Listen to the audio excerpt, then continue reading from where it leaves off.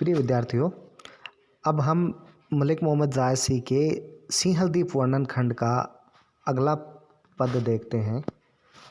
इसमें मलिक मोहम्मद जायसी ने सिंहलदीप का वर्णन किया है। वहाँ के महल, मकान, जनजीवन आदि का वर्णन करने का प्रयास इस पद के माध्यम से किया है। तो हम देखते हैं। सिंगल नगर देख पुनि बसा, धन्य राजा अस जे कै दशा। ऊंची पोरी ऊंच आवासा, जनु कैलाश इंदर कर बासा। राव रंग सब घर घर सुखी, जो दिखे सो हंसता मुखी। रची रची साजे चंदन चोरा, पोते अगर मेद उगोरा। सब चौपा रही चंदन खंबा, ओठंदी सभासद बैठे सभा।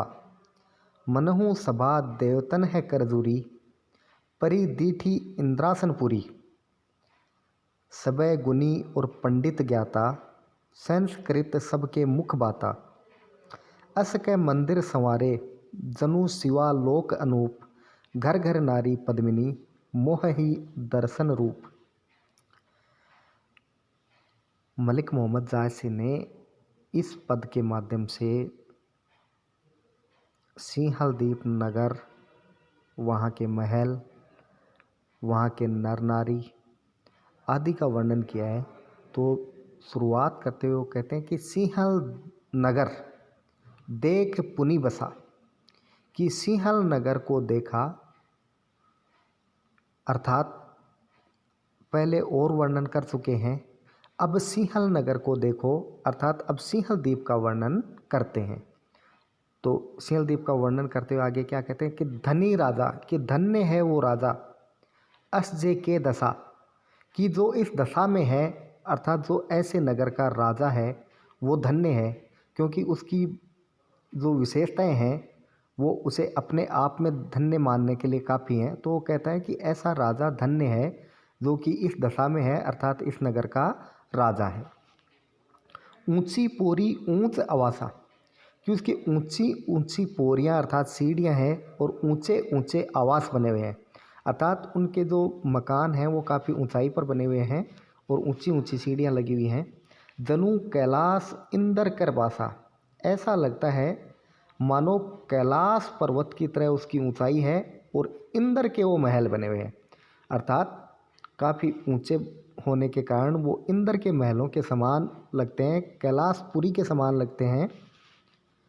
राव रंक सब घर घर सुखी, कि सारे राव और रंक अर्थात वहाँ रहने वाले सारे बड़े से लेकर छोटे तक, राजा से लेकर रंक अर्थात भिखारी तक, सब लोग वहाँ पर सुखी हैं। जो दिखे सो हंसता मुखी, कि वहाँ पर जो भी कोई दिखाई देता है वो हंसते हुए मुख से दिखाई देता है, अर्थात सब लोग हंसते रहते हैं, अर्थात किसी भी प्रकार का गम दुख वहाँ पर नहीं है, सभी तरह से लोग सुखी हैं। रची रची साजे चंदन चोरा, यहाँ पर बताया गया है कि चोरा का अर्थ चबूतरा होता है, कि उन महलों के आगे, उन घरों के आगे चंदन के चबूतरे बने हुए हैं, अर्थात चबूतरों में चंदन रचा हुआ है, चंदन की सुगंध है, वहाँ पर चंदन की लकड़ी का प्रयोग किया गया है।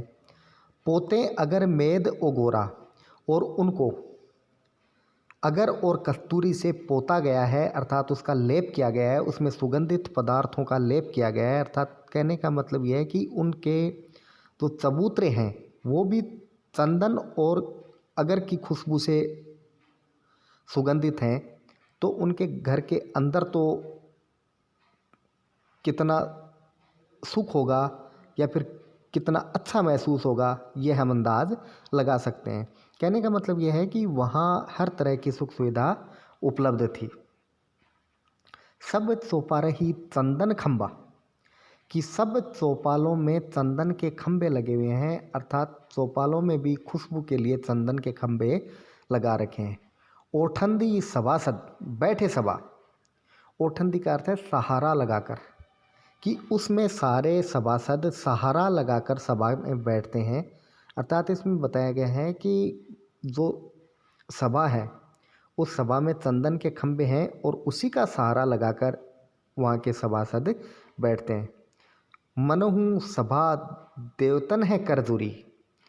मानो यह देवताओं की सभा जुड़ी हुई है, अर्थात ऐसे लग रहा है वहाँ के वातावरण को देखकर कि वहाँ देवताओं की सभा जुड़ी हुई है, कि ये मनुष्यों की नहीं बल्कि देवताओं के महल लग रहे हैं, देवताओं की सी सभा दिखाई दे रही है।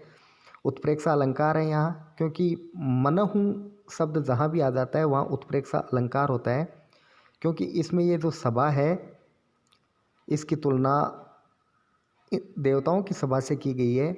यहाँ एक वस्तु का दूसरी वस्तु में आरोपण किया गया है या फिर दूसरी वस्तु के समकक्ष बताने की कोशिश की गई है, तो यहाँ उत्प्रेक्षा होता है।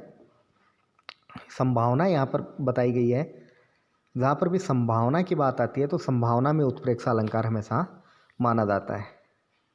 परिदीठी इंद्रासनपुरी, जब इस पर नज़र पड़ती है तब ये इंद्रासनपुरी के समान अर्थात इंद्र के लोक के समान दिखाई देती है।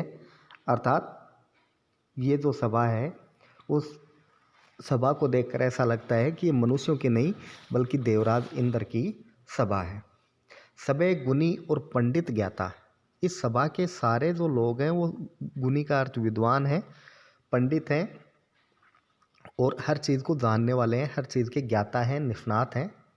संस्कृत सबके मुख बाता, और सबके मुख से संस्कृत में बातें हो रही हैं, अर्थात सभी लोग संस्कृत का उच्चारण करते हैं। संस्कृत बोलना ही अपने आप में विद्वता का परिचय है, तो इसमें बताया गया सभी विद्वान हैं, वो ज्ञाता हैं, गुणी हैं और पंडित हैं। अस के मंदिर संवारे जनु शिवालोक अनूप, ये जो मंदिर हैं वो इस प्रकार संवारे गए हैं, इस प्रकार सजाए गए हैं मानो ये शिव का अनुपम लोक हो। जनु आते ही उत्प्रेक्षा अलंकार हो गया। मनु, जनु, मानो, जनहु, ये चार शब्द ऐसे हैं जो जहाँ भी आएँ वहाँ निसंदेह है उत्प्रेक्षा अलंकार माना जाता है, क्योंकि ये संभावना सूचक शब्द हैं। इसमें एक वस्तु की संभावना दूसरी वस्तु में की जाती है, इसलिए इसमें उत्प्रेक्षा अलंकार है। तो अस के मंदिर संवारे जनु शिवालोक अनूप, मानो यहाँ के मंदिरों में अर्थात यहाँ के महलों में या यहाँ के घरों में शिवलोक की कल्पना की गई है, शिवलोक की संभावना की गई है, इसलिए यहाँ उत्प्रेक्षा अलंकार है। घर घर नारी पद्मिनी मोह ही दर्शन रूप, यहाँ घर घर में पद्मिनी नारियाँ हैं। पद्मिनी का अर्थ बहुत सुंदर होता है, यद्यपि इस महाकाव्य की नायिका भी पद्मिनी है, तो इसमें कहा गया है कि घर घर में पद्मिनी नायिका है जो दर्शन और रूप से अर्थात उसके रूप को देखने से ही दूसरे को मोहित कर लेती है, सम्मोहित कर लेती है। ऐसी नारियों की विशेषता इसमें बताई गई है। भाषा वही अवधि, दोहा चौपाई शैली का प्रयोग, अनुप्रास, उपमा, उत्प्रेक्षा आदि अलंकारों का प्रयोग किया गया है और सिंहल दीपनगर का अच्छा वर्णन इसमें किया गया है। धन्यवाद।